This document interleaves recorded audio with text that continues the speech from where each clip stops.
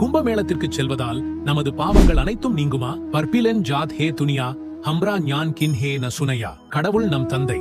அவர் நம் அறியாமையை பார்த்து வருந்துகிறார். நாம் அவர் சொல்வதை கேட்காமல் குழப்பத்தில் சிக்கியுள்ளோம். உதாரணத்திற்கு, ஒரு விவசாயியிடம் விலை மதிப்பற்ற பயிரை உற்பத்தி செய்யக்கூடிய தங்க விதை இருப்பதாக வைத்துக் கொள்வோம். ஆனால் அவன் ஒரு அறியாமை நபரின் அறிவுரையை பின்பற்றி கரடுமுரடான நிலத்தில் விதைகளை விதைத்து பயிர் செழிக்கும் என்று நம்புகிறான். இது நடக்குமா? சாத்தியமே இல்லை. இதுதான் இன்றைய நமது பக்தியின் நிலை. நாம் முக்தி கிடைக்கும் என்று நினைத்து கங்கையில் நீராடுதல், கும்பமேளாவில் நீராடுதல் மற்றும் வேதங்களுக்கு எதிரான வழிபாடுகளை செய்வதில் சிக்கியுள்ளோம். ஆனால் கீதை அத்தியாயம் 16 ஸ்லோகம் 23 முதல் 24 வரை வேதங்களுக்கு முரணான வழிபாடுகள் மகிழ்ச்சி அல்லது வெற்றியையோ தராது என்பதை தெளிவுபடுத்துகின்றன.